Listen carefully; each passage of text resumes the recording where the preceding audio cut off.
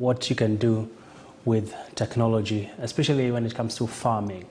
Well, speaking about technology, we want to transition into another interesting area of focus, like I did mention, that we want to take a quick look at matters to do with the road safety and, of course, the rise in cases touching on cost of accidents. And we want to go now to discuss this issue with one of our guests in studio, and this is none other than Timothy Kelly, who is the Head of Business Development at AA Kenya. Well, such a pleasure to have you on our studio today. And my first question to you is, there's a big concern across the country, especially when you look at the increasing number of road carnage. And of course, what, in your estimation, does this mean, especially in terms of the size of our economy, if we continue to see more and more deaths on the roads? Thank you, Abby, and hello, viewers. I think in terms of road carnage, it's very costly to our economy because every time an accident happens and lives are lost, at times we only focus on the people that have lost their lives, and those you cannot quantify in terms of numbers. If you've lost a relative, you know what I mean. But there are others who survive the accident. They don't die, but they get to hospital. Some of them are maimed for life, and they incur huge hospital bills. And if they go to public hospital, there's an amount that the government is paying for everybody who visits a public hospital. If they go to private hospital, there are bills that amount, and we see harambes and fundraisers, and it's a huge cost to our economy. If you consider a big part of our workforce is not on insurance, it's probably on what we call the Juakali sector. It tells you that it has a lot of impact on households when a life is lost or when road carnage happens on that road. There's also a lot of cost that goes to the insurance company, and I think the motor industry is one of the motor business in insurance is one of the most difficult businesses to do, because there are a lot of claims that come from those road accidents when they happen, where vehicles are written off and they have to be repaired. So it's a huge, huge cost to our economy if you look at it in terms of economics. All right.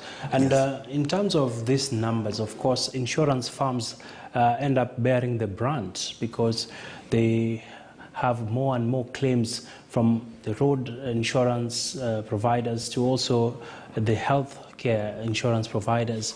How can we sort of drive this issue in terms of getting new approaches towards having a very strict system in place?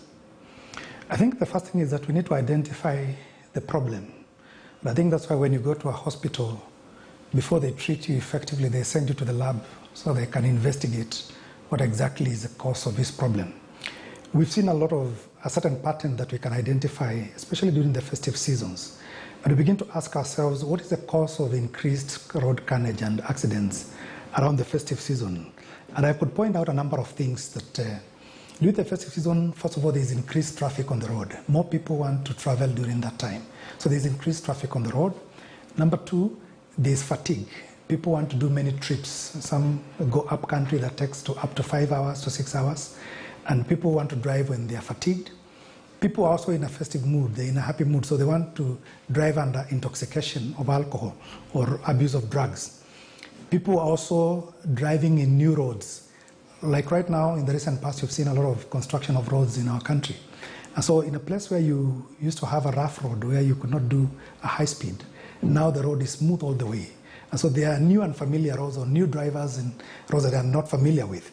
There is also dangerous driving conditions. You'd find that there could be constructions going on in a place where you left the road was okay. And so there are a lot of factors that cause these accidents, but majority of them narrow down to the driver behavior. And therefore, this is something that can be addressed. One, it can be addressed through training, through creating of road safety awareness programs like this that we are doing, and the media and other stakeholders like AA Kenya and other stakeholders in government and non-governmental institutions can also play a part in terms of creating awareness, especially around this festive season, to create awareness around road safety.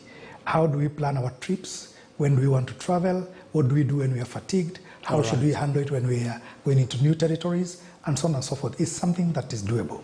Okay. Yes. And we want to go on a quick commercial break, Timothy, and we'll be talking more about how is it that we never change in terms of our culture, especially when it comes to the festive season, like what you were just talking about and people driving dangerously.